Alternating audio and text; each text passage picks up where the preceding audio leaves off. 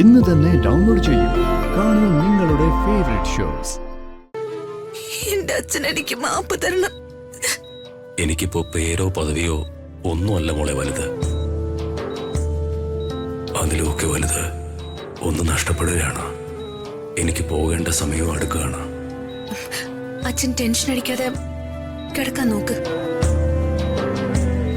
കോടതിയിൽ ചെന്നാലും ഞാൻ രക്ഷപ്പെടും. കാരണം ഞാൻ തെറ്റൊന്നും ചെയ്തിട്ടില്ല. അച്ഛന്റെ മോള് തെറ്റൊന്നും ചെയ്തിട്ടില്ല. സത്യം.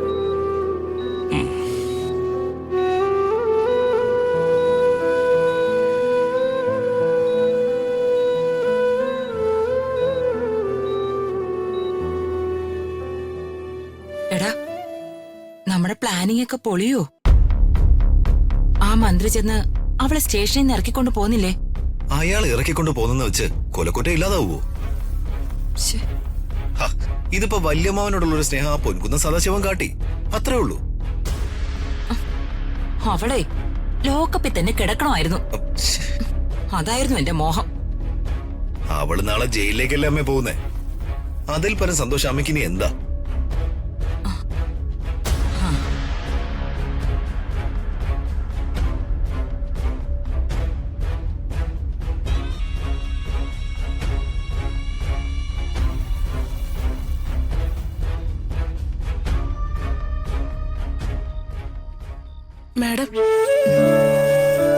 മാഡത്തിന് ഇനി എന്തിനാ ടെൻഷൻ? മോള് സ്റ്റേഷനിൽ നിന്ന് ഇറങ്ങിയില്ലേ? നീ എന്താ സുജയ് പറയുന്നത്? സ്റ്റേഷനിലെ ശത്രുക്കളിൽ നിന്ന് രക്ഷപ്പെട്ടിട്ടുള്ളൂ. ഇനി കോടതിയിൽ നിന്ന് നിരപരാധിത്വം തെളിയിച്ച് പുറത്തു വരണം. അതിന് നല്ല വക്കീലന്മാര് പോരെ മാഡം? മിടുക്കന്മാരായ വക്കീലന്മാര് വാദിച്ച പുല്ല് പോലെ പുറത്തു വരും. നീ ആ പറഞ്ഞത് ശരിയാ. എന്തായാലും ഇനി ആ കടമ്പ കൂടി കടക്കണം. അല്ല മാഡം, മോള് രാജമോനെയും കൂട്ടി ഇങ്ങോട്ട് വന്നില്ലല്ലോ. അപ്പൊ നീ അത് അറിഞ്ഞില്ലേ? എന്താ മാഡം? പ്രതാപേട്ട ഹോസ്പിറ്റലിലാ. അയ്യോ, എന്താ അസുഖം? ടെൻഷനായിരിക്കും സുജയ്. എനിക്ക് കൃത്യമായിട്ടൊന്നും അറിയില്ല. ശരി മാഡം.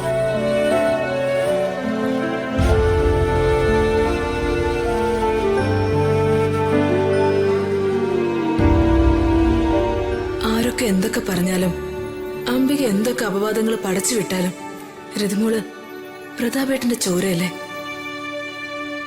സ്വന്തം കുഞ്ഞൊരു ആപത്തിൽപ്പെട്ടാല് അമ്മയെ പോലെ തന്നെ അച്ഛന്റെ മനസ്സും തകർന്നു പോവില്ലേ? നിഷ്കളങ്കനായ ഈ പ്രതാപേട്ടന് ആ അംബികയുടെ കയ്യിൽ നിന്ന് എന്നാ ദൈവമേ ഒരു മോചനം.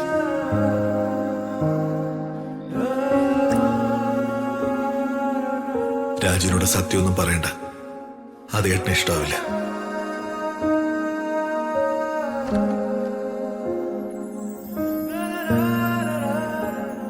വർമ്മ സാറിന് എന്താണ് സാർ കുഴപ്പം?